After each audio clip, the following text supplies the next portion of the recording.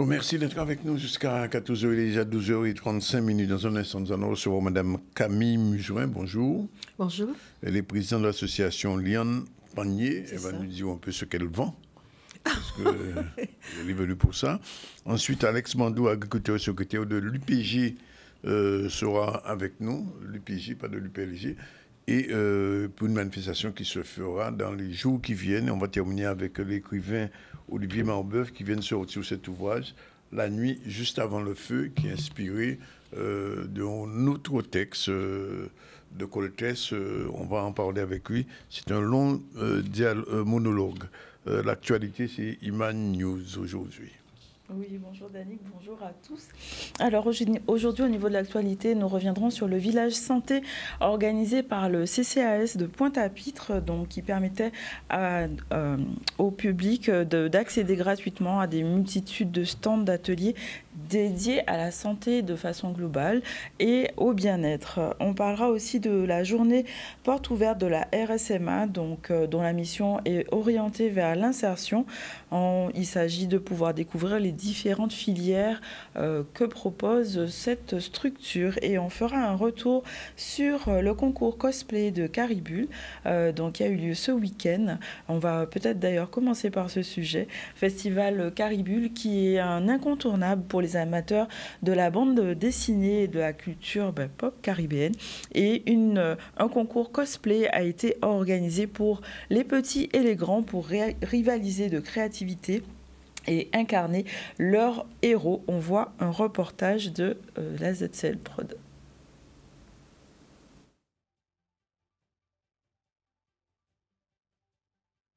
Alors, nous sommes au dernier before de Caribule et ça se passe à Destreland ce samedi 5 avril. Et nous avons nos ateliers BD, nous avons aussi un atelier manga, nous avons également un atelier cosplay. Alors, il nous a appris comment dessiner les pieds. Non, moi, dès le départ. Il nous a aussi parlé un peu il nous a aussi fait des fiches avec quelques exemples de dessins. Aussi, voilà, pour nous aider. Et pour clôturer cet après-midi à Destreland, nous proposons le fameux concours cosplay. C'est le jour J aujourd'hui où les candidats sélectionnés vont défiler en incarnant leur personnage préféré de manga, d'animé. Et voilà, c'est vraiment un moment agréable que nous passons ensemble en l'honneur de la pop culture. Et franchement, c'est une belle opération. Et nous remercions tout le public venu en tenue, même s'il ne participe pas au concours, mais le public est en tenue. Et donc, ça fait vraiment très plaisir en tant qu'organisateur. C'est vraiment très chouette. Merci au public. Merci de faire confiance à Caribule. C'est pas fini parce que le jour J, c'est le week-end prochain, donc tous dès vendredi au Memorial Act pour le village de Caribule, pour encore parler de manga, encore parler de BD et aussi il y aura des meet-up, donc restez à l'écoute pour faire partie des nôtres le week-end prochain. Voilà, une belle ambiance festive et colorée autour de la diversité culturelle de notre jeunesse. On va parler santé avec le village du CCAS de Pointe-à-Pitre qui a été organisé autour de la prévention, du dépistage et de la sensibilisation de la santé de façon globale et du bien-être. On voit un reportage de Solène Fèvre qui a pu prendre les différents publics et pour pouvoir parler de professionnels et des associations qui ont rejoint cette manifestation.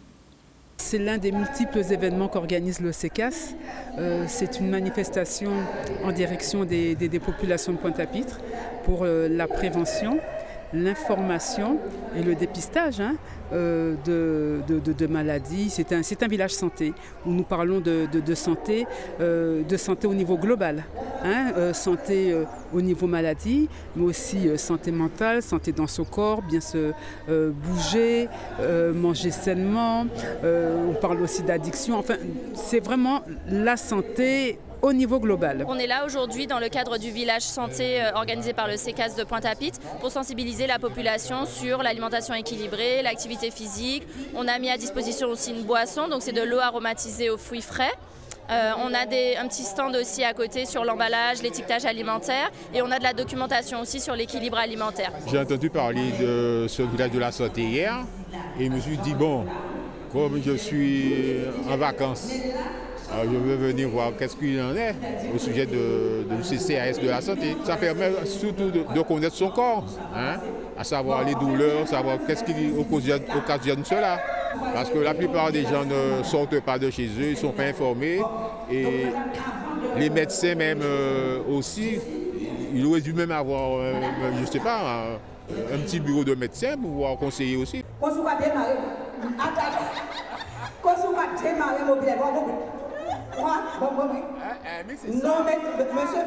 Là, je prends plaisir à participer à une animation qui nous propose donc de réaliser nos smoothies d'une manière originale en pédalant. Voilà, donc je joins l'utile à l'agréable pour déguster un smoothie aux fruits que j'ai choisi moi-même et que je vais déguster tout à l'heure. C'est vraiment une manière de pouvoir faire une activité physique et en même temps de pouvoir profiter donc, de produits sains pour garder une bonne santé, quoi. Le surpoids et l'obésité, c'est pas qu'une question de physique, on n'est pas juste gros en fait, c'est vraiment qu'il y a des conséquences et beaucoup de conséquences à terme, à court terme et à long terme sur la santé. Le diabète, l'hypertension artérielle, les cancers, ça favorise beaucoup de maladies à terme, oui. Voilà, il est déjà 2h41. Je vous l'ai dit, on va recevoir Mme Mugerin, Camille de son prénom. Elle est présidente de l'association Liane Panier. Bonjour, merci d'être avec nous. Et je disais que si vous êtes venu ici, c'est que Liane Panier a sous moi quelque chose à vendre. Peut-être pas à vendre, mais à faire connaître. À faire connaître. À promouvoir. Quand on oui, dit vendre, sûr. c'est pas seulement vendre dans le sens d'acheter. Hein. Vendre, c'est faire connaître. J'ai bien compris votre mot, quoi. Oui. Voilà, effectivement, nous avons une manifestation qui aura lieu samedi prochain. C'est une manifestation qui devait normalement se tenir dans le cadre du mois de la femme. Oui. Voilà, donc, et pour certaines raisons, elle a été reportée à samedi. Mois de la femme, c'est-à-dire depuis le 8 mars alors? Depuis le 8 mars. D'accord. Mais elle n'a pas pu avoir lieu. Ouais. Donc voilà, elle se tient en partenariat avec le GIP Raspeg. Le GIP Raspeg qui est, comment dirais-je, qui a pour vocation à promouvoir la santé. Voilà. Donc, nous avons pu avoir avec eux Madame Amétis Marie-Laure, qui est sage-femme, et Madame Cynthia Létin, aussi sage-femme, parce que nous avons parlé du cinquantenaire de la loi Veil, la loi Simone Veil. La loi sur l'avortement, l'IVG. L'IVG, l'interruption volontaire, la loi légalisant l'IVG, parce qu'avant, l'IVG était un délit, même un crime. Marron. Ah oui, c'était un crime. Oui. Et je ne sais pas si vous avez entendu ça, il n'y a pas longtemps, mais c'est passé comme voilà, une petite info banale, mais qui est très importante. Toutes les personnes condamnées pour IVG avant 1975 sont réhabilitées. Ah, elles sont réhabilitées carrément. Elles sont réhabilitées 50 ans après. Oui. Donc, mais oui, hein, c'est-à-dire que si elles sont réhabilitées, normalement, moi je ne suis pas juriste, mais je suppose que ça n'est plus inscrit sur leur casier judiciaire. C'est important ça. D'accord. Voilà. Donc, parce que l'IVG était un crime. Et il y a plein de gens qui qui ont été en prison, qui ont été condamnés, des femmes, voilà. Hein. C'était très, très, très mal vu. C'était fait dans de très, très mauvaises conditions. Voilà.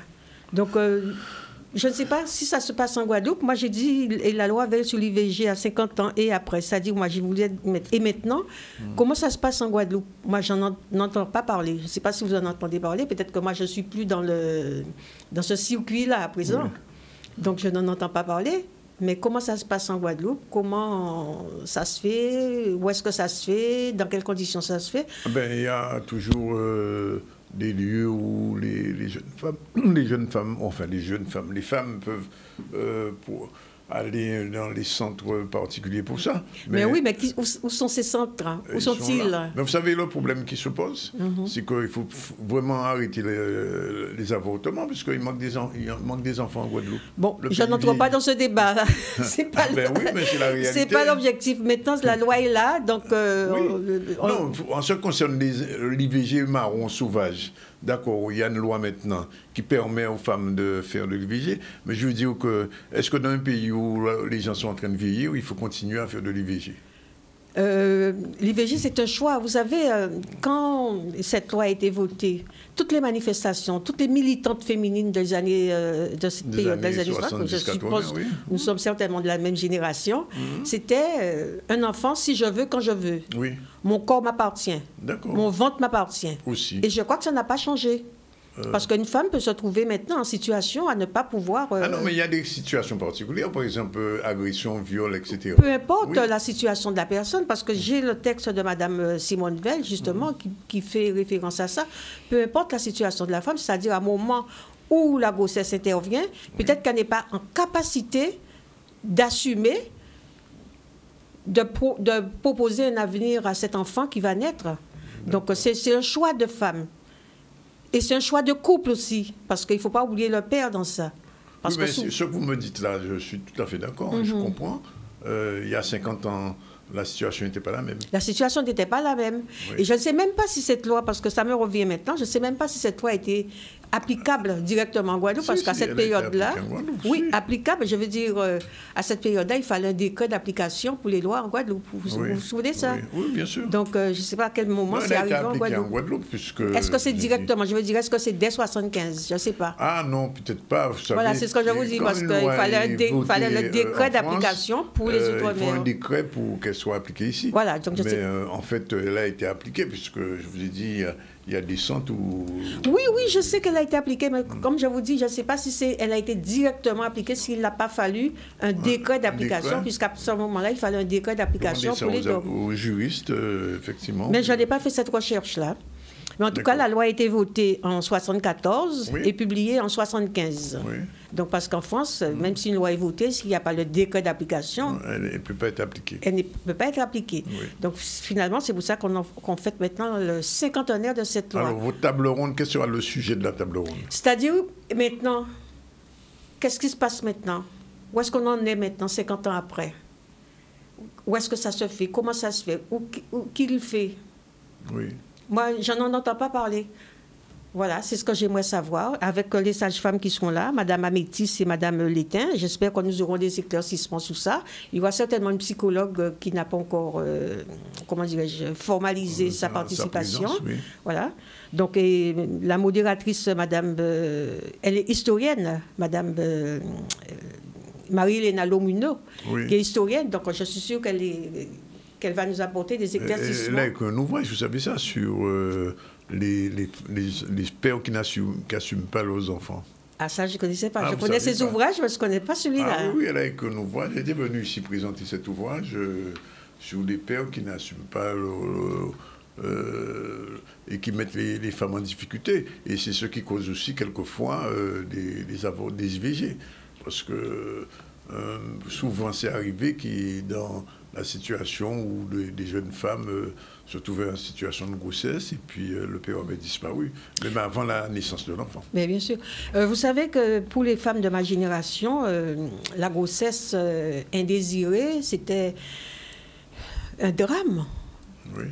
Tant de femmes, ce sont de jeunes filles de mon âge, enfin quand je dis mon âge, à l'époque, ce sont... Il y a 50 ans. Plus de 50 ans. Plus de 50 ans.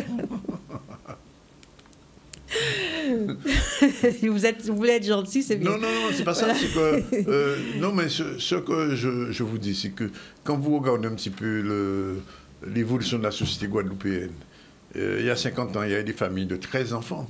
De 12, 13 enfants. Ouais. Bon, c'est vrai qu'il n'y avait pas encore d'IVG ou l'IVG ne se pratiquait pas. Et puis, les femmes vivaient avec des enfants, grandissaient dans la famille. Les femmes ne travaillaient pas le plus souvent. Ou c'est le mari qui travaillait, et puis la femme était au foyer. Et donc, les familles de 12, 13 enfants, c'était monnaie courante, ça. Non seulement c'était monnaie courante, mais ce que je voulais dire... Aujourd'hui, c'est plus le cas. Ce que je voulais dire surtout, c'est que la grossesse indésirée, c'était une cause de mortalité des jeunes filles. Aussi. Elles se donnaient la mort. Oui. J'ai des copines, j'ai des copines qui se sont jetées, sur la tour de Goncan, la tour de Bainbridge, comme ça. Mais suite à une agression, bien sûr? Non, grossesse, je ne sais pas, mais après grossesse, quoi, par rapport à une grossesse. Parce qu'il fallait assumer ça. Il fallait que la jeune fille assume sa situation. Il fallait que les parents assument ça.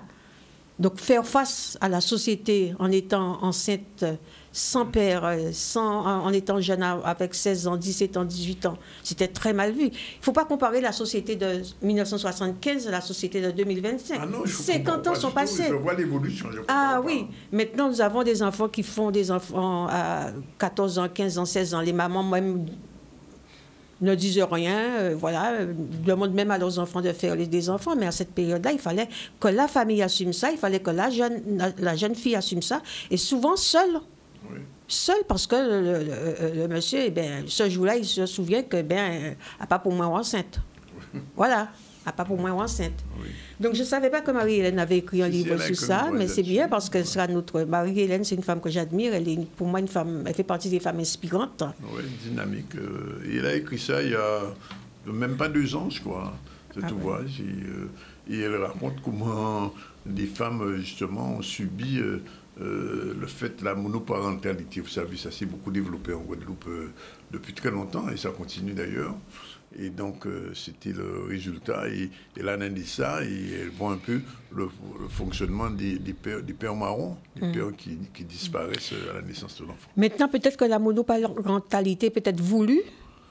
Les femmes font les enfants, peut-être, même si elles ne vivent pas en couple, mais le parent est à côté.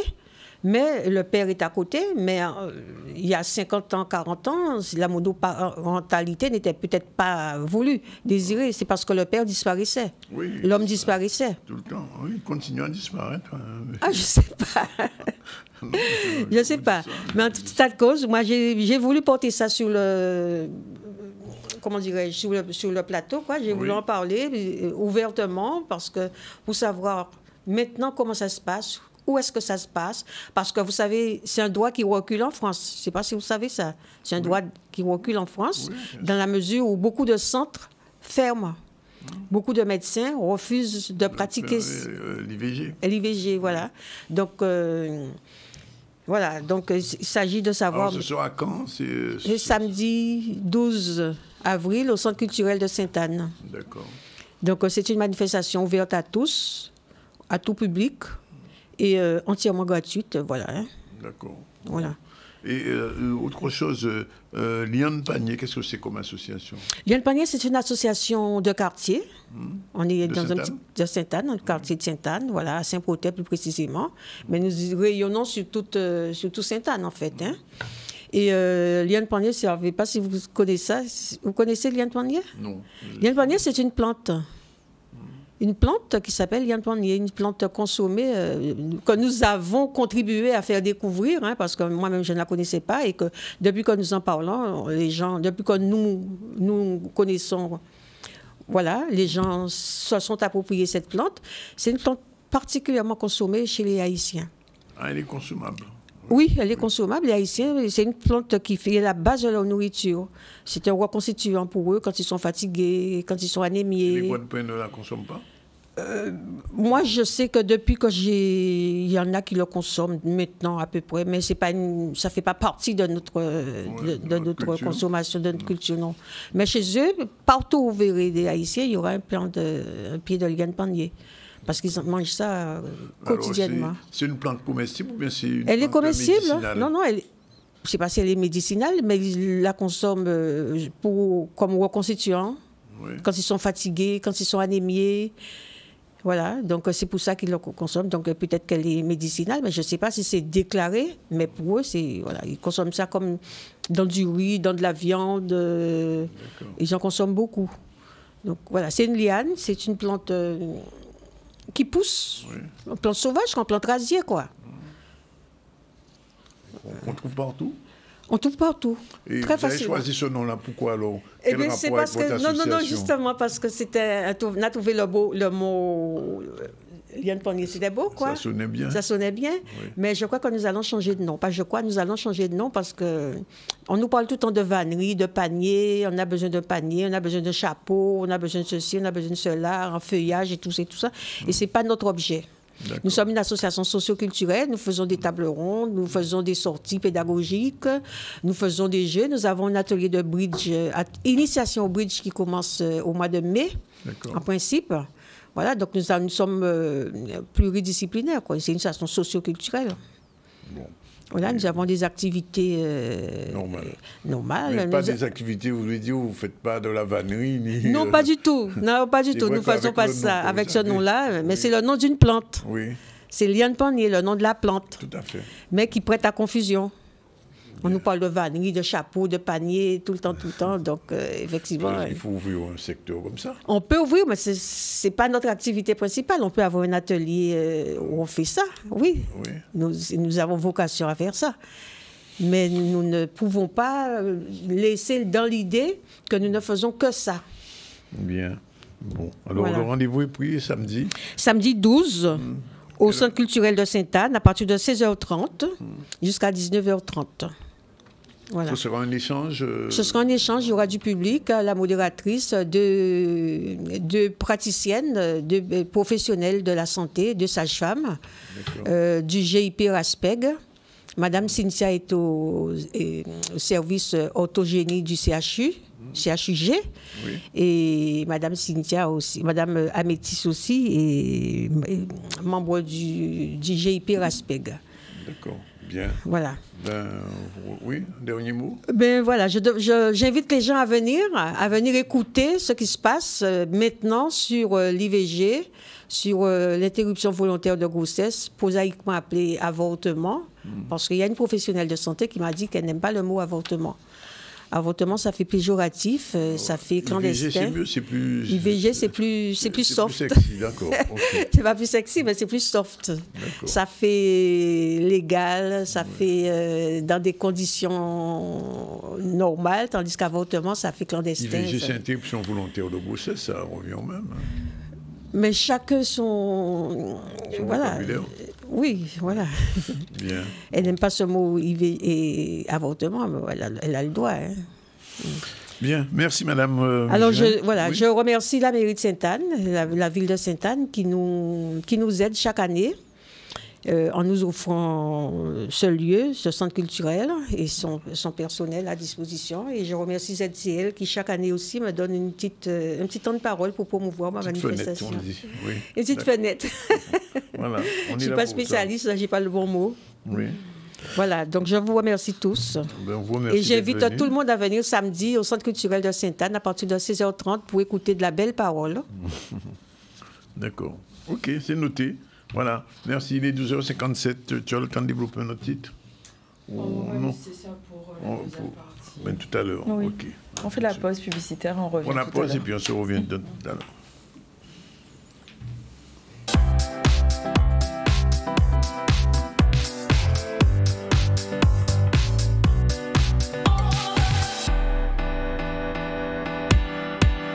Voilà, il est déjà 13h02. Je voulais dire, on va recevoir dans un instant M. Alex Bandou, agriculteur et secrétaire de l'UPG. Pourquoi? Parce qu'il y a une manifestation qui se prépare en commune Mantin.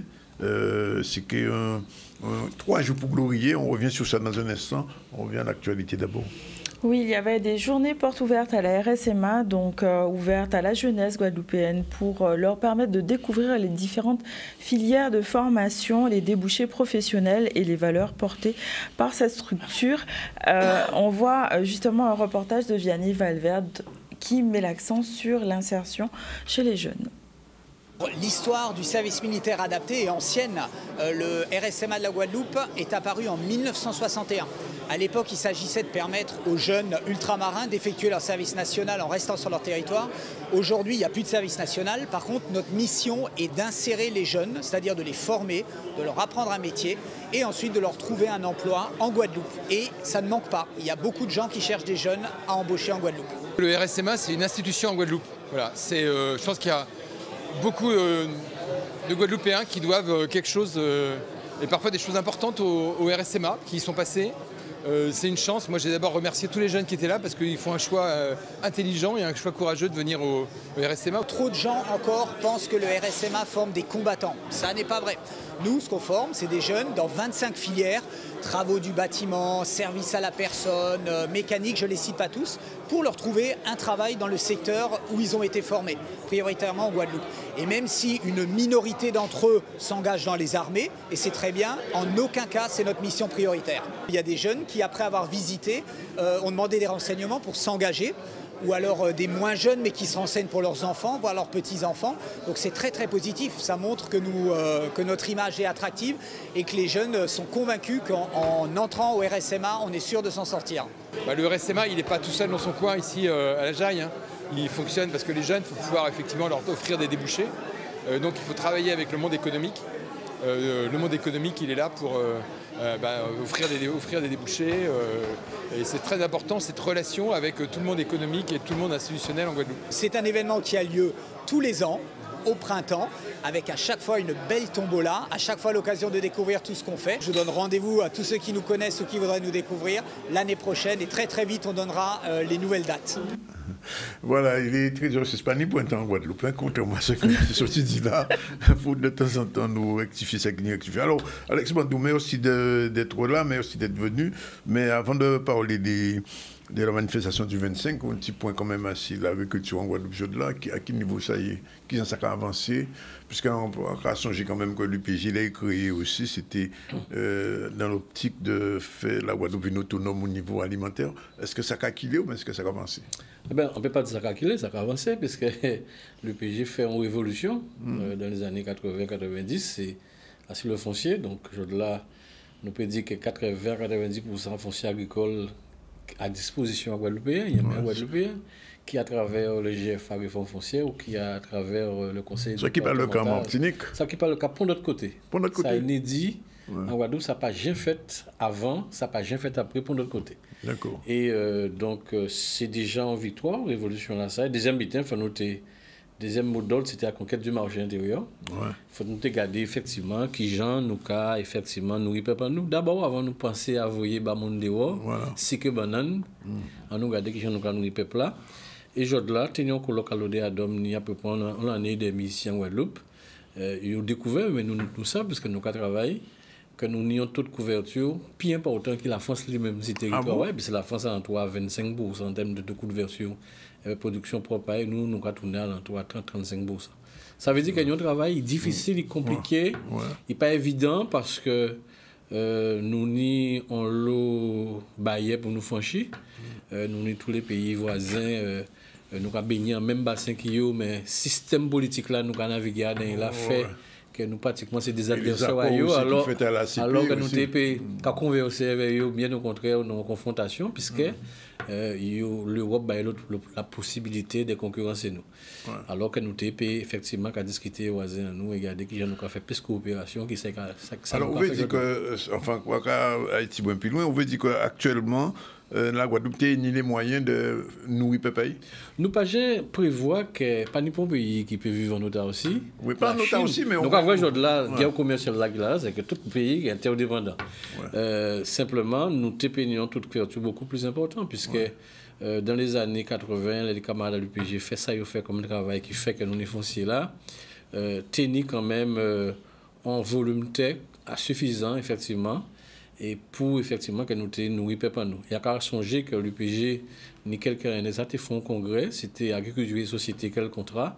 C'était un schéma, c'était un plan que nous avons exposé d'ailleurs aux élus à l'époque pour dire quand les mots soutiennent à ça, il faut ni chemin, il faut ni l'école, il faut ni côté pour minorité, mais il faut aussi ni un côté pour produire de telle sorte effectivement que nous toujours garder la capacité de mettre si bien manger dans cette assiette. Et c'est en ce sens-là ça que nous avons continué à mener le combat à nous. Il y avait toutes difficultés qui nous, mais nous avons mené. Mais parce que tu es en mode dans la changer à l'époque, c'est pour pas jardin à nos 6 bateaux. Est-ce qu'il y a 6 bateaux toujours, mais est-ce qu'il y a encore d'autres? Au moins 60 à 65% jardin à nos 6 bateaux. Oui, toujours. Toujours. Encore rappeler quand même que la Guadeloupe, là, nous avons capacité, avec qui nous mettent à disposition à tomates, concombres, toutes ces productions-là, nous peut passer nous d'importation. Le malheur pour nous, c'est que nous ni par exemple un certain nombre d'outils qu'il y a créés, que des fois il y a imposé nous et que nous n'avons pas la capacité d'adapter la réalité en nous. Nous ni par exemple des iguas flore, iguas vie, iguas canne. Et tu as là qui a géré tout ça qui est végétal là, et bien disant on est tous les partenaires. Donc, on est la moyenne, la grande distribution, on est les transformateurs, on est les importateurs et aussi les paysans. Et donc, normalement, nos partenaires, peut-être qu'à fonctionner en symbiose et pas chercher à concurrencer nous, mais ça n'empêche que parfois, c'est les partenaires même de la moyenne distribution qui a fait rentrer des conteneurs à des périodes où nous n'y de la production et qui a une concurrence de production là ça. Et donc par conséquent, on croit que de plus en plus, nous avons capacité de un raisonnement pays et faire en sorte qu'effectivement, si c'est des outils qu'ils ont imposés nous, mais qu'ils nous adapter à la réalité, à la territoire là. Alors que pour exemple, on bute un coup net, puisque son bute un cas mangé souvent, on va comprendre qu'ils ont pris un concombre qui va comme ça. Ni qu'un jeu était 79 centimes, envoyé à 2,50 €, 2,30 €, on s'y met après. Ça lié à qui bute ça? Ça lié à la saisonnalité, c'est-à-dire qu'on est une période dans l'année là, où les conditions pédoclimatiques qui permettent effectivement qu'on ait une production conséquente, tomates, concombre ou quel que soit, et puis aussi on a une période aussi, tout butin la rentrée à une espèce de sommeil, il va produire. Et donc c'est la loi du marché, hein, c'est l'importance sur le marché qui a fait que le prix l'a rabaissé, et c'est la rareté qui a fait que... C'est le pétrole, même butin, hein, c'est à part l'Olivier du point de l'agriculture, le pétrole, c'est marché, le prix l'a rabaissé, et là il a fait mes robinets là, c'est vrai, mais puis il y a... Alors, est-ce que... Alors, l'autre question là, c'est est-ce que l'agriculture a respecté ces zonalités là? Alors, c'était que ça l'idéal pour nous. Sauf que ni des gens qui dessinaient la planète en genre, et ni des territoires aujourd'hui là, on les typés sortis l'autre côté de la planète là, ils vont en Guadeloupe. C'est-à-dire qu'ils ont décidé qu'il faut demander les petits toute l'année là, il faut manger des tomates toute l'année là. Des tomates qui sont sorties en Espagne, qui sont sorties. Et c'est les mêmes gens qui pourtant, qui ont cisé, qui ont fait les COP 21, COP ceci, COP cela, et qui ont dit qu'il faut réduire l'empreinte carbone. C'est malin, nous, effectivement. Et nous-mêmes, nous tombons dans ça. Moi, l'enlever de ce monde, meilleur, j'ai monté manger en banane dessert. C'est là été acheté. Là, la grande distribution fait nous comprendre qu'il n'y a pas meilleur gens pour manger. Il faut une jaune uniforme. Et on a réalisé que Guadeloupe est même tombé dans ça à pieds joints. Donc, par conséquent, il y a réussi, à travers les outils de communication qu'il y a eu, à changer l'habitude dans nous. Et malheureusement, ça n'est pas nécessairement bon, effectivement, pour à la fois nous, mais pour aussi planète en nous. Alors, on est bien concret, problème à Ziam Costa Rica. Qui j'ai encore expliqué ça? Pas ni assez de monde qui a planté Ziam en Guadeloupe ou bien Ziam Costa Rica? Non, pas ça du tout. Bien au contraire, la Guadeloupe, traditionnellement, on a fait Ziam. On a des terroirs, on a nos grandes terres, Magalante, c'est des terroirs à Ziam. Nous n'avons pas de problème pour nous produire Ziam. C'est le problème que nous avons, est politique. C'est-à-dire qu'en fait, on a toujours qu'à essayer de rappeler ça pour bien comprendre. Là, ils veulent vendre nous l'Europe. Ils disent nous pas contenter les autres des 500 000 clients potentiels. Cette population la Guadeloupe à un moment là ça, alors que l'Europe a offert nous 500 millions de clients potentiels. Et donc quand on va dans ça à pieds joints, parce que nous raisonnement de production d'exportation quand on est banane, et donc conclusion, l'Europe là ouvert depuis, en fait, en plus on a encore forcé, ils ont obligé nous à rentrer dans ça, et après l'Europe bon, là, Trump a pété rien à tout ça, mais l'Europe, il faut vendre un petit brin voiture, un petit brin avion, un petit brin savoir-faire en divin ou en mitaine dans toute la zone Caraïbe. Et il signait en 2008 les accords de partenariat économique. Ces pays-là ont produit exactement le même bitin que nous, mais dans des conditions différentes, des contraintes normatives que l'Europe impose nous. Et on a toujours dit tant mieux qu'il impose nous, puisque moins on sait qu'il faut pas respect de la vie humaine, ou pas. Voilà, c'est un respect de la vie humaine, de la planète, de l'environnement. Mais les pays voisins, tous ces molécules-là qui sont interdites en Europe, là, ils sont utilisés à côté. Simplement, à pas les mêmes contraintes normatives sur le plan environnemental, à pas les mêmes contraintes sur le plan social, c'est ça. Mais il n'empêche qu'ils sont libres, de manière très légale, de venir concurrencer nous avec ces productions-là, ces territoires-là. Et donc, on se dit, par exemple, Costa Rica, avec toutes les charges qu'ils peuvent appliquer ici, et ils vendent en grande surface partenaire, nous soi-disant, à 80-90 centimes, mais moins tiré 11e là, font dépenser 1 euro, 20, 1 euro 30. Donc, on peut bien comprendre que dès lors qu'on a dans ce scénario-là, ça, pas concurrentiel. Et bon, l'Europe mettait, c'est quoi que le POSEI, qui a fait concession en aide d'amour, parce qu'il y a une nuit qui a banni, non. Nous, qui avons considéré que c'est une somme de compensation, et même là, ils font pas de couillons pour nous l'argent là ça. Ouais. Voilà. Et les bananiers qui ont profité en pile de ça. Oui, c'est-à-dire qu'on n'a pas envie d'aborder des sujets là comme ça, qu'il faut nous gérer ça entre nous, différents partenaires, les différentes filières. les bananiers bien négociés à un moment donné. Nous pas considérer que nous gouger à faire la salle des autres productions, mais en passant qu'il y a déshabillé Paul pour habiller Pierre, c'est le meilleur scénario là. En capitaux quoi que peut-être faut nous exploiter expérience à les bananiers pour nous aider l'Europe, mais nous avons une production qui a développé. Vous veillez à d'autres champs. Mais alors, ça, on va dire là, au fond des sagnons pour une politique aussi. Est-ce que, en tant que responsable du PG, vous avez senti quand même que les politiques sont conscients de tous ces problèmes-là? Ça, c'est quoi c'est important manœuvre? C'est-à-dire qu'il y a un mot qui vient dans la mode, qui embouche le monde, qui n'a pas ni même importance dans l'embouche à tout le monde, c'est la notion de souveraineté alimentaire. Ouais. La notion de souveraineté alimentaire, on a l'impression que c'est l'autosuffisance alimentaire, c'est l'autonomie alimentaire, c'est la sécurité alimentaire. Tout ça, c'est des outils à la notion de souveraineté alimentaire qui lit en dimension politique et culturelle. On a choisi sans qu'on produise ce territoire au moins. On a choisi à quel niveau on a fait, quelle planification on a mis. On a toujours qu'à prendre l'exemple à la Côte d'Ivoire, qui sont puissances sur le plan économique, au niveau agricole. C'est le plus gros producteur de cacao au monde. C'est l'un des plus gros producteurs de l'huile de palme, tout ça. Mais ça a une conséquence parce que chaque fois qu'ils prennent des superficies pour faire cacao, chaque fois qu'ils prennent des superficies pour faire palme, eh ben, c'est des superficies en moins pour la production, la production locale des Ivoiriens. Et là, ils ont le même scénario que nous, peut-être pire. Eh bien, pendant qu'ils ont produit tout ça cacao, tout ça palme, 80% à manger là, ils viennent de l'extérieur. Et ils ont assujetti quelque part à décision à les gens qui ont fait transformer le cacao là, qui a toute valeur ajoutée là. Il suffit qu'un pays européen, comme la Suisse par exemple, fait en crise et baisser le prix du chocolat sur le marché européen, le cours du cacao a plongé. Donc, ils sont victimes. Donc, c'est pas le cas, il a monté. Mais pour ça, pour dire qu'ils ne sont pas souverains. Ils sont puissance agricole, mais la notion de souveraineté alimentaire n'est pas appliquée à Kazaïo, parce qu'ils ne sont pas du tout souverains en termes de décision politique à ça qu'ils ont produit à Kazaïo. Donc, ça veut dire aussi, ça, on va dire là, demain, si la Guadeloupe change de statut, il faut nous veiller ça. C'est-à-dire que oui, bien sûr, c'est-à-dire que nous, Jean Chimela, l'UPG, depuis une cinquantaine d'années, enclenché le travail là, ça. C'est pour ça que là, nous avons toute couverture qui tient la route. Ça qui veut dire aussi que, de toute manière, même si, moi, on a souhaité, effectivement, que nous sortions dans cette situation là, mais ça qui est en train de faire dans le monde actuellement là, c'est le pays qui est en train de casser, briser la notion de mondialisation telle qu'elle a été conservée. Ça veut dire tout simplement que nous aussi, l'un des cas dit qu'il ne faut pas nous, tout pays interdépendant, certes, mais il ne faut pas nous dépendre autant de l'extérieur, qui pour nous soigner nous, qui pour nous nourrir nous. Nous tenons raison, même si à un moment ça nous avons navigué à contresens de tout ça nous avons dit, les grands économistes ont dit, la mondialisation c'est du pain béni. La notion de protection, il faut abandonner ça, il faut abolir ça. Ben, nous avons réalisé en fait que là, mais tout le pays, la Chine qui a réagi, qui a appliqué 32-34%, c'est les produits américains.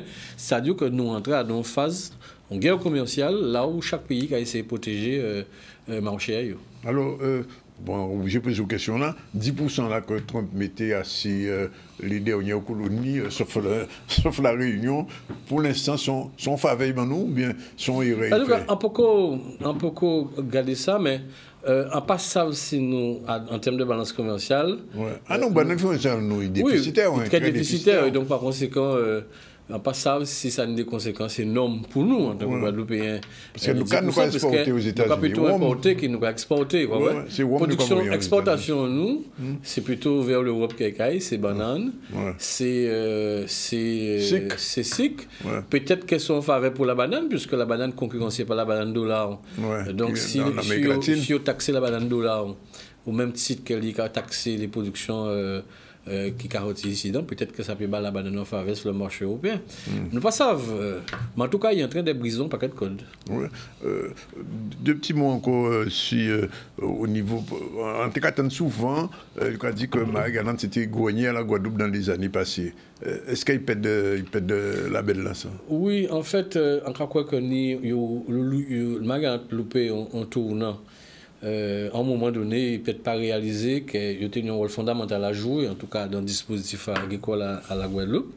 On a rappelé en 2009, mouvement social 2009, nous avons mené un petit travail et nous avons réalisé qu'il y a une piste bœuf qui monte. 9 000 habitants, maintenant, tu as 11 000 têtes. Donc, c'est une piste bœuf qui est moi. C'est ton chance pour nous à niveau là, ça. Derrière, puis à ce moment-là, ça, que je prends la décision d'écrire l'abattoir là. Mais en même temps, c'est pour ça qu'on dit, nous, quand on va à pied joint dans tout bitin, ni des aides que nous avons conseillé comme des compensations qu'on a posées, mais ni des aides toxiques aussi. À ce moment-là, ça, que la France et l'Europe proposaient les éleveurs des primes à l'abattage. Donc, pour décapitaliser, pour tuer Vachao. Et on le monde, c'était peut-être de l'argent facile, on le monde tombait dans ça. Et on le monde tuer Betaillot. Et donc, pour décapitaliser, j'ai de 3 000 têtes à Marie-Galante. Ça, c'est sur l'élevage bovin. Pour des populations abaissées aussi, Marie-Galante. Oui, mais ça. Il ne peut pas justifier ça vraiment. À peine à 9 000. Il ne peut pas justifier effectivement le phénomène là ça. Après, bon, nous les jeunes qui sont partis faire études, qui n'ont pas nécessairement arrêté. Bon, les exploitations agricoles en Maryland, c'est des petites exploitations agricoles. Donc, nous avons une politique à mener là.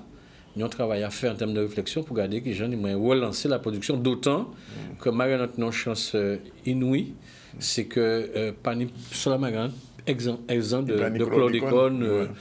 Donc, par conséquent, on a pensé que ça peut être une des greniers à la Guadeloupe, mais les grands fonds aussi. Il faut réfléchir en agriculture sur les grands fonds, il faut réfléchir en agriculture sur nos grandes terres. C'est-à-dire que la Guadeloupe, c'est un petit territoire, mais il y a au moins 5 ou 6 microclimats. Et chaque microclimat correspond en production. Et historiquement, il faut nous regarder ça. Nous savons que nos grandes terres, c'est tout ça qui cultive, c'est concombre, pas c'est concombre, c'est melon, c'est pastèque, mais c'est aussi racine. C'est aussi en l'eau racine. Nous savons Sainte-Rose, Lamentin, Petit Bout, ces ananas, ces cannes, et le sud grande terre, pas le sud basse terre, la côte sous le vent et tout ça. Nous savons sont en région à Agouim. C'est vrai, bon, il y a maladie là, mais si on a au point quand même. Il y a qu'à tenter, parce qu'il y a des expériences qu'il y a menées, il y a qu'à trouver des souches qui permettent effectivement qu'il y ait relancé cette production-là. Mais moi, en tout cas, je trouve ça bizarre, que chaque fois la Guadeloupe, on pente ascendant, Adam en production, et pour moi, la dichotomie, quoi, moi, personnellement, en pas lancé production là, ça, mais en train d'essayer de structurer en Guadeloupe, là, si quand moi, nous avons 25 000 pieds coco, eh bien, là, nous avons senti que l'Europe et la France, singulièrement, en train de laminer nous. Sur les fonds qui étaient aider nous à structurer la production là ça, mais nous plutôt qu'attendre qu'on inquiète pour une maladie qui sortit dans la Caraïbe et qui arrive vers les côtes en nous, ça a fait songer trips, palmiers, assis aubergine, en toujours. C'est-à-dire que c'est suspicieux. Ça permet moins d'être suspicieux sur les maladies qui viennent subitement. Et on peut voir, par exemple, si dans le cadre de la coopération dans la Caraïbe, nous avons conversé efficacement avec les voisins nous, à part la France, à part l'Europe, à part les États-Unis qui ont fait de la recherche scientifique, les pays voisins qui ont fait ça aussi, Cuba qui a fait ça, et peut-être que les maladies qu'il y a pas à Casayo encore, peut-être que les techniques de production qu'il y a à Casayo qui étaient plus bénéfiques, nous pas même payer à y prendre ça, puisque ça n'a pas normé européen.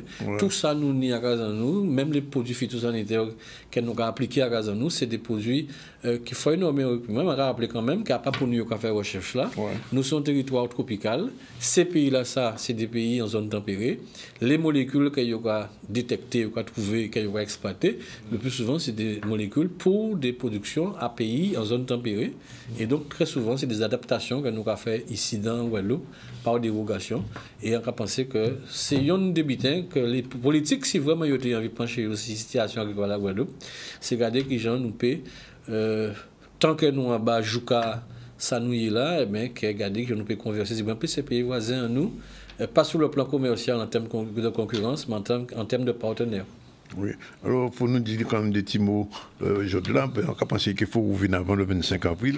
Ainsi, 3 jours pour glorier, grève à ouvrier, parce que ni des jeunes qui même savent que dans les années 70, ça était assez raide quand même. Nous, le matin, qu'on a oublié. Sainte-Rose, Lamentin, Petit Bout, le Nord-Grandeur, nous avons l'occupation à terre qui fait dans ces zones-là. Nous avons le monde qui ont sauté puis ils font case, qui ont occupé dans le premier temps. Il y a qui va occuper pas 10 lots et vendre aussi 20 des promoteurs immobiliers. Aujourd'hui, il a arrêté, mais c'est ces gens-là qui, en cas de dire qu'on a pensé, eh bien, qu'ils mettent en bulletin dans boîte à lune pour le Fonds national. Ouais. Moi, ça a posé mon problème. Donc, nous avons oublié en l'obit. Là, il est sorti, en fait, oui, histoire là. Il est sorti. Ouais. Et effectivement, nous avons organisé cette manifestation-là, ça, c'est une série de monde qui étaient alentour à mouvement là, ça. D'abord les paysans, qui étaient à l'UTA, à l'UPG. Et qui était lancé en grève en 75, ça a démarré bien avant, mais il prend un petit peu force en 75.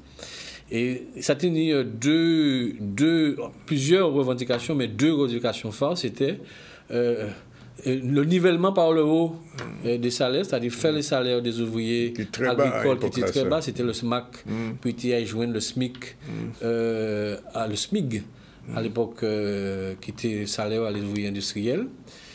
Ça, c'était une des revendications phares. Et deuxième revendication phare là aussi, c'était effectivement l'augmentation à prix à Tonkan.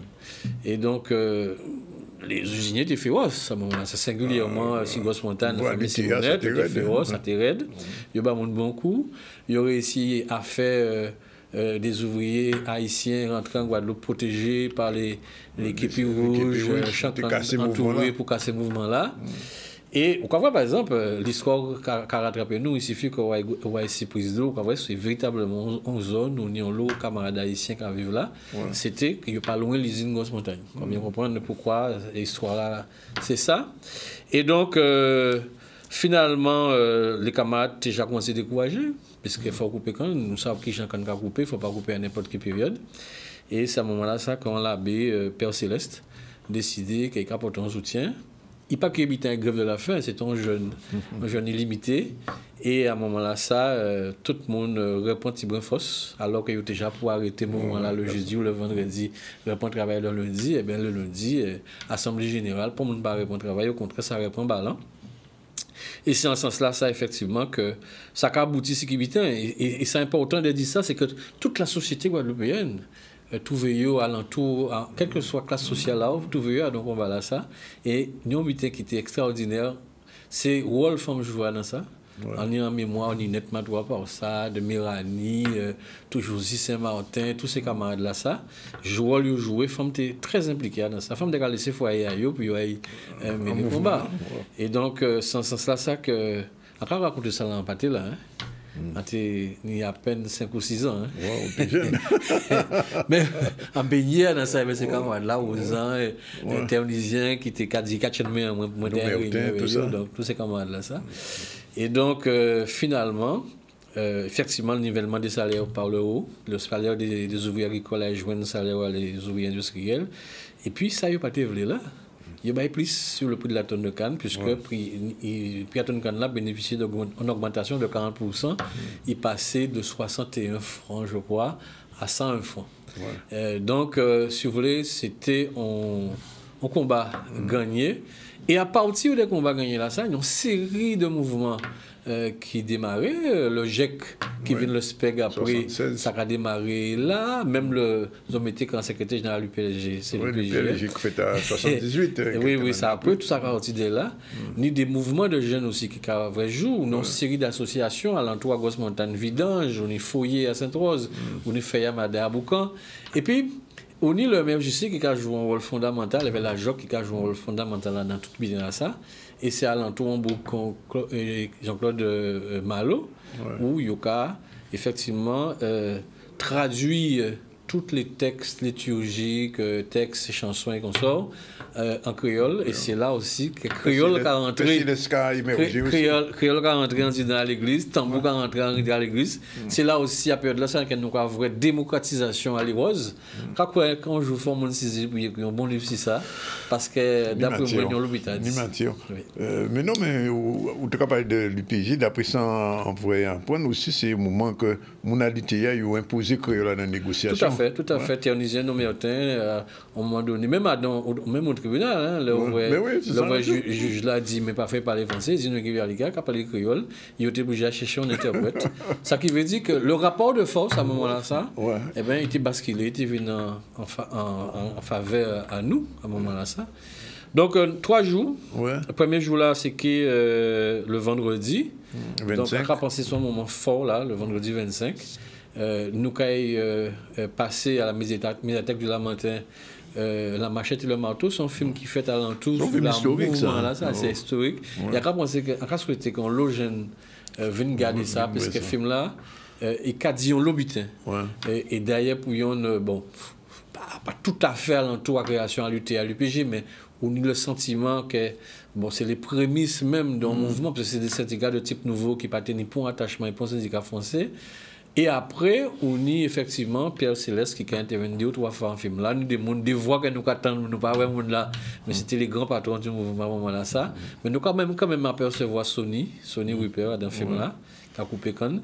Donc on a souhaité effectivement qu'un maximum de jeunes de Guadeloupéens viennent regarder le film là à la médiathèque. C'est le 25 à 18h30. Et après, nous avons eu parole à l'entour à ça. Il y avait des témoignages de gens qui étaient là.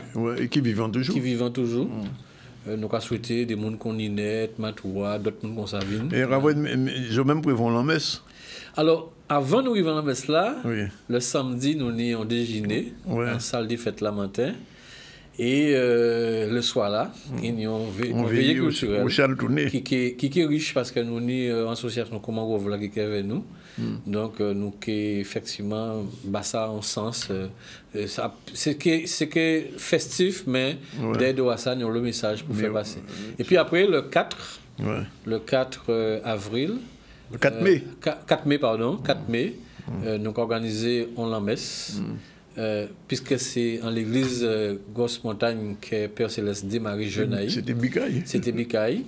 Même si après, bon, on a des transferts qui fait, hein, mais on a pensé que les témoignages qui expliquaient qui ont ça fait, eh bien, nous que fait la messe là, et dans l'entourage à l'église là, eh bien, nous organisons un petit marché agricole.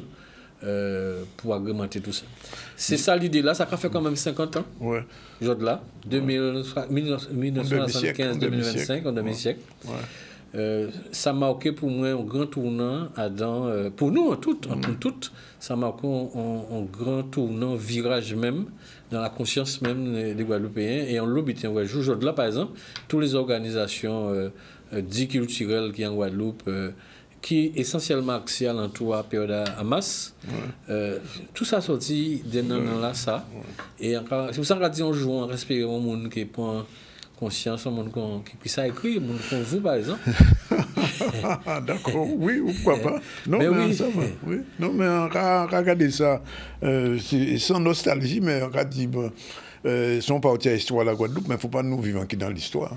Non, mais heureusement qu'il y a une période là, ça a découlé que jour là nous étions en Guadeloupe, on dit ça prochain fait pour notre côté, ça a découlé que nous avons toute couverture importante, ça a découlé que nous avons parlé démocratiquement créole, nous langue nous entrons dans l'église là, qui voulait qui veut pas. Et en l'école même. Et en l'école, ça a découlé que à part log ça bien belle, son belle son, mais ça fait aussi que Boukala entré. On a rappelé que Christine Aigle que nous avons commémoré enfin tous ces jours-là, l'espace qui a fait un travail en tout à ça, c'est quand même un camarade qui était à l'UTA et que Robert Loison, c'était aussi un camarade qui travaille en l'eau et qui était à l'UPG. Bien, ben rendez-vous là, puis peut-être que nous avons l'occasion d'ouvrir un petit point avant ça. Nous voyons un petit force pour Ozan quand même. Oui, Ozan, son pilier, bon, et vous savez, hein, c'est son beau qui est en l'eau qui paraît toujours. On voit qu'il il prête le flanc dans les négociations quand il prend un petit bon coup, mais il n'est pas découragé pour autant et il est toujours pareil à bon. Machine là peut gripper un petit moment, mais il a.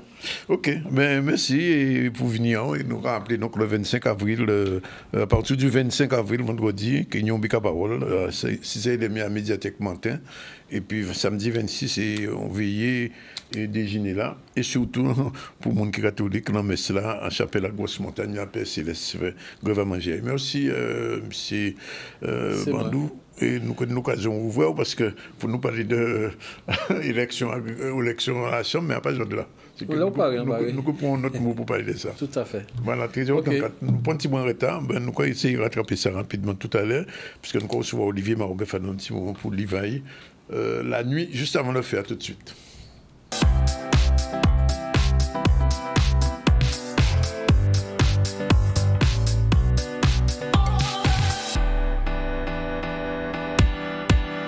Voilà, Voilà, il est déjà 13h39, Olivier Marbeuf, bonjour, il est avec nous, auteur, conteur, cinéaste, enfin il a plein de talents. Il vient de sortir cet ouvrage La nuit, juste avant le feu. On va en parler tout à l'heure, on revient, on termine l'actualité avec Iman. Oui, on va parler d'anti-danse, donc la danse comme outil d'inclusion et de dépassement de soi. C'est le message porté par cet événement organisé au complexe sportif Laura Flessel, une rencontre artistique et humaine où les talents des personnes en situation de handicap sont mis en lumière. On voit un reportage de Nicolas Hachi.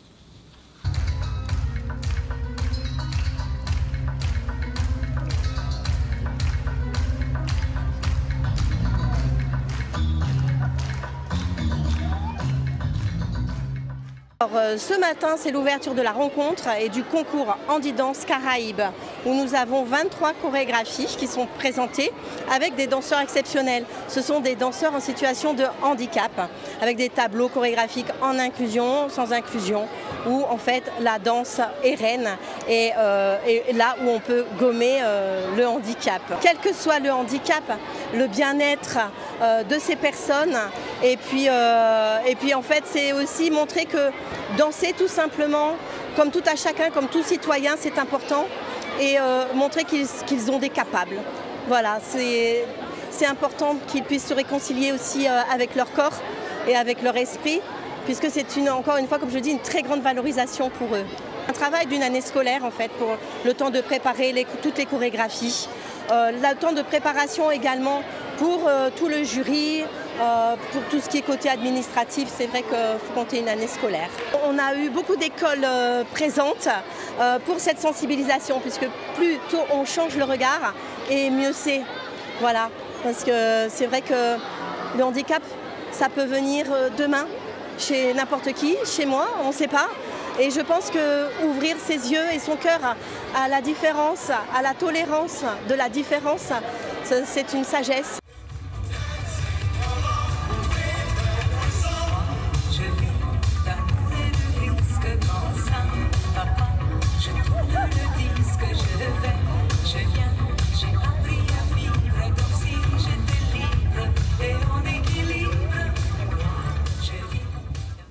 La suite. On a terminé sur... On a terminé ? Oui. Bien. Alors, on va parler de... Alors, on dit Olivier Marbeuf, il est originaire de la Guadeloupe, bien sûr, auteur, conteur, j'ai dit, commissaire d'exposition. Il a même créé... il est venu ici l'année dernière pour le Festival du cinéma. Je suis venu même plusieurs années consécutives pour le Festival Monde en Vue, oui. Oui, c'est plus un nom très connu ici, un musicien Marbeuf, que tout le monde connaît. Et lui, il est auteur. Alors, je reviens sur cet ouvrage, La nuit juste avant le feu, qui est un monologue. Il disait tout à l'heure en off que ça a été écrit pratiquement d'un seul trait.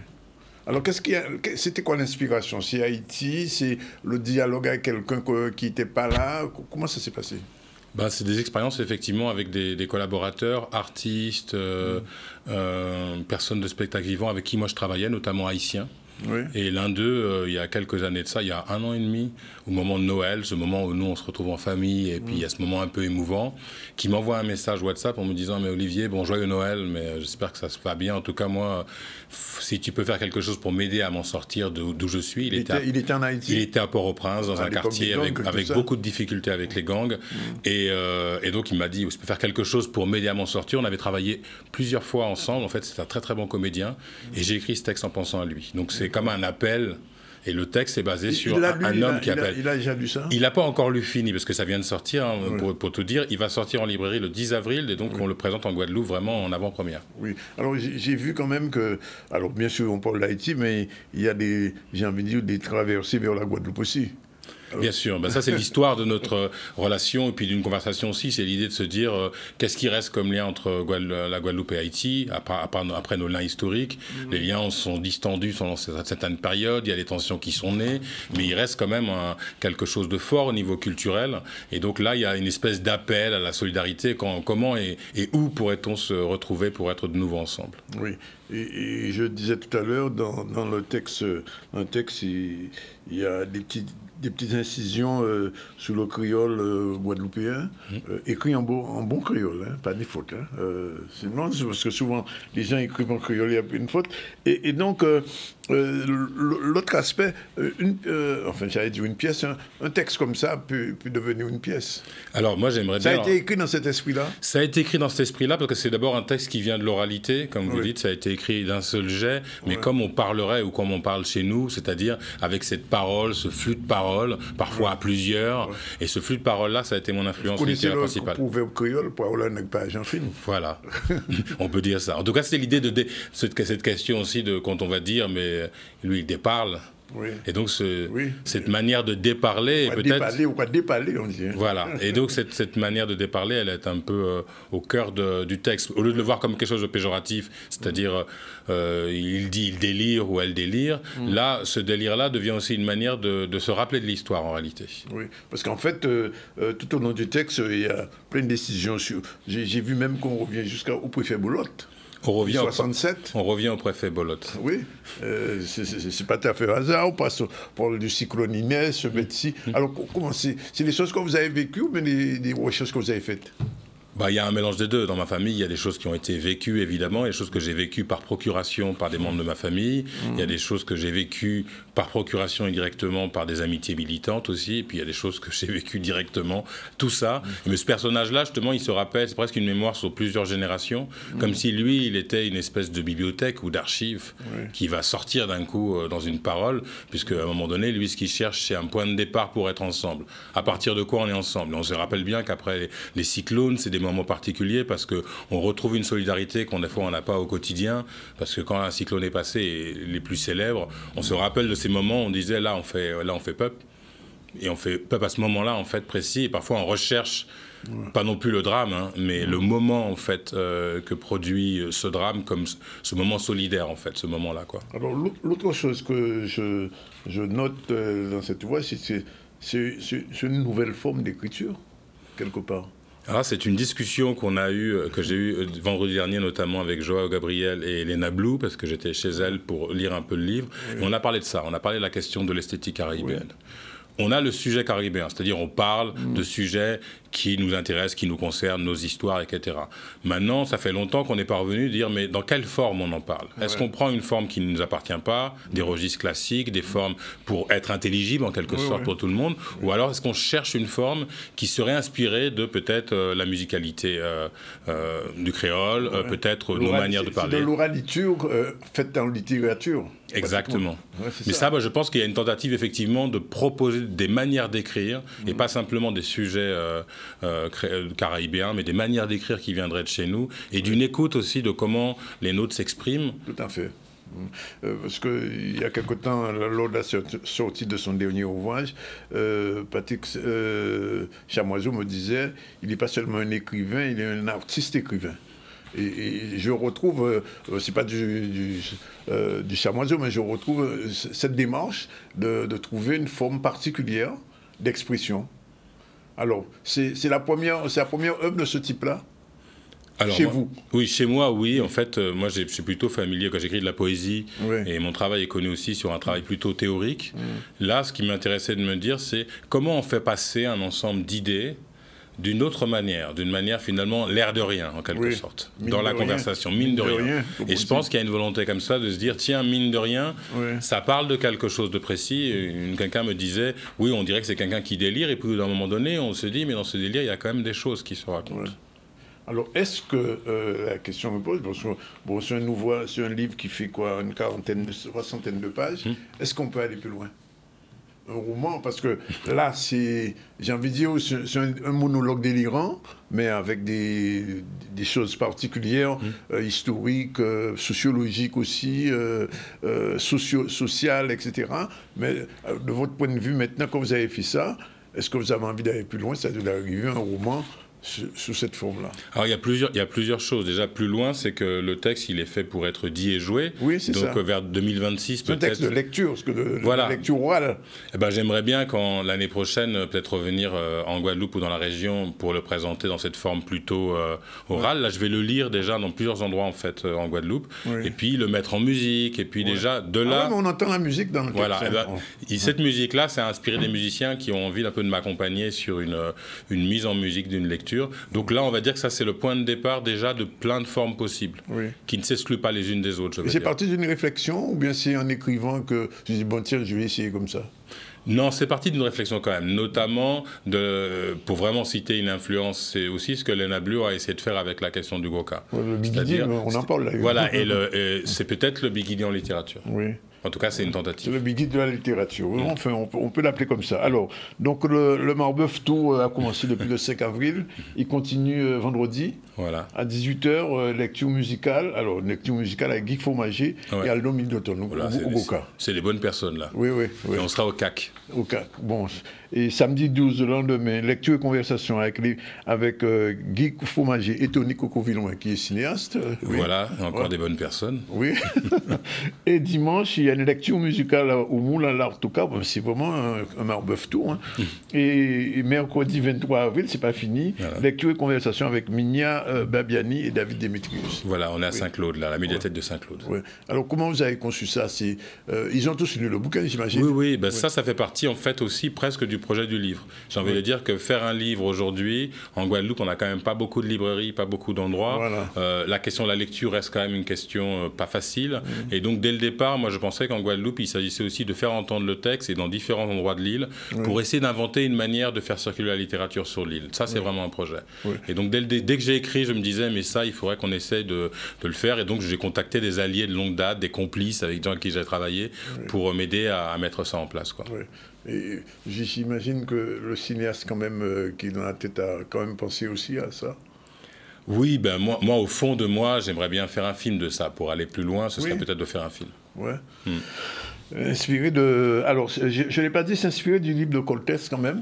C'est comme une espèce... inspiré... Voilà, c'est comme une espèce de réponse au texte de Bernard-Marie Coltès qui s'appelle « La nuit juste avant les forêts ».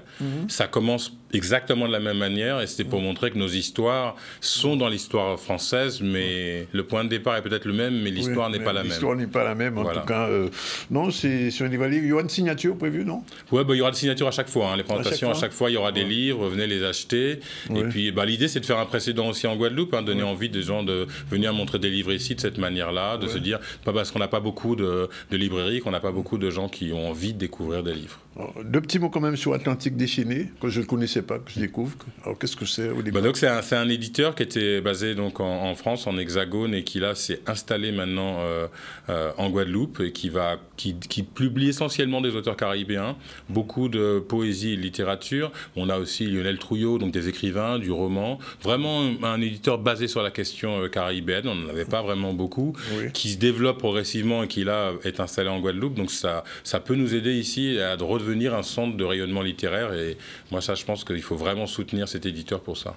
Oui, conjuguant singulier et universel, elle réfléchit, la maison de Atlantique Déchaîné, elle réfléchit à de futurs libérés de la dépendance de toutes les oppressions à travers la publication d'ouvrages de sciences humaines, de textes, de documents historiques, lycée de Montfait. Vous n'avez pas encore vu Zion? Je dois aller le voir dans la semaine, mais je viens juste, j'arrive il y a quelques jours, j'ai été voir Fanon à l'avant-première et j'irai voir Zion dans la semaine. Votre sentiment sur Fanon? Mon sentiment sur Fanon, ça dépend si on connaît bien Fanon ou pas. Moi, je ne suis pas le public lambda parce que je connais bien Fanon. Donc, on attend toujours un peu plus que le public lambda. Moi, je vois une nécessité, en fait, de parler de Fanon qui est très, très bien réalisée. C'est pas un biopic, il faut dire, c'est pas un biopic. C'est pas exactement un biopic. Je ne sais pas pourquoi on a appelé ça comme biopic. En tout cas, pour moi, c'est une introduction à Fanon, au personnage. Rappeler aux gens que ce personnage a existé et a été complètement mis de côté dans l'histoire française et que toute une jeune génération va le découvrir à travers le film. Et ça, c'est très positif. Maintenant qu'on connaît Fanon, on a envie d'aller plus plus loin que ce qu'on voit dans le film. C'est vraiment une introduction. C'est une introduction. Alors, voilà. Mais c'est très très important que ça se passe, hein, parce que moi je trouve c'est quand même un beau film. C'est un très beau film, c'est pas le problème. Un beau film. Alors il a été mis de côté la production française. C'est en train de changer. Là, on a vu que les gens ont réclamé et on a vu que dès cette semaine, beaucoup plus de salles le prennent en France. Comme quoi, embêter les exploitants, ça sert à quelque chose. Parce que j'ai vu la presse française n'était pas très favorable à ce film. Mais la presse française n'a jamais été profanon, comme il faut quand même le dire. Donc j'aurais été étonné qu'ils encouragent à aller voir le film. Absolument. Mais les gens y vont et c'est ce qui est essentiel. Bien, Olivier, merci d'être venu. Donc vendredi 11 à 18h, lecture musicale avec Guy Fromager Aldo, Migloton. On va entendre ça. Samedi 12, lecture et conversation avec Guy Fromager et Tony Coco-Villoin. On sera à Petit Canal. Oui, à Petit Canal. Et au Moule, c'est une lecture musicale carrément. Sur le chemin de la plage. Là, on est à 11h, il y a un brunch, et puis après, hop, là. Ça va être beau. On a essayé de penser à toi. Et le 23, il sera dans ma commune, il sera à Saint-Claude. Voilà. Ouais, avec Minia Biabiani et David Demix. En tout cas, merci d'être venu. Merci beaucoup de l'invitation. Et bonne lecture, si vous n'avez pas encore à Lyon, ça se lit facilement, très facilement. Si vraiment on s'assied, puis on se laisse lire. Voilà. 13h54, fais un rappel des titres. Oui, au niveau des titres, on a parlé du village santé organisé par le CCAS de la ville de Pointe-à-Pitre, une façon de mettre en avant la prévention, d'encourager au dépistage et à la sensibilisation à la bonne santé. On a aussi évoqué la journée porte ouverte de la RSMA, orientée plus vers l'insertion, une occasion de découvrir les différentes filières de formation et les débouchés possibles pour la jeunesse. On est venu à parler de ce concours cosplay de Caribou, retour qui a été fait suite à l'événement organisé samedi à Destreland. Donc concours très attendu avec des jeunes et des grands qui ont pu rivaliser de créativité autour de leurs héros favoris. On finit avec Andy Dance, donc organisé à Laura Flessel pour les personnes en situation de handicap qui ont pu briller par le mouvement. Alors, voilà. Je vous rappelle qu'on a reçu Camille Mugerin, qui est président de l'association Yann Panier, qui a fait une conférence sur l'IVG, soit dans ta commune, à Sainte-Anne. Alex Bandou, agriculteur, est venu nous parler des événements des années 70-75 autour du Père Céleste et du combat des agriculteurs, et combat qui a permis à ce que 80% de la terre agricole appartient aux Guadeloupéens, ce qui n'est pas le cas en Martinique, ni dans aucune autre colonie. Et puis Olivier Marbeuf, qu'on a habitué de recevoir ici pour parler de cinéma, cette fois-ci il est venu présenter son ouvrage, La nuit juste avant le feu, et il y a toute une série de rencontres. Il a déjà eu une première rencontre avec Léna Blou, et des rencontres jusqu'au 23 avril. Donc merci d'être venu. Merci. Et puis, comme on dit ici, qu'un mérite pas la guerre. Voilà, 13h56, on a terminé. La réalisation était assurée par Yann avec notre ami Evans. À demain, à la même heure. Tu es là demain? Oui. Oui, d'accord. Pas seul? Non. Okay. Toujours.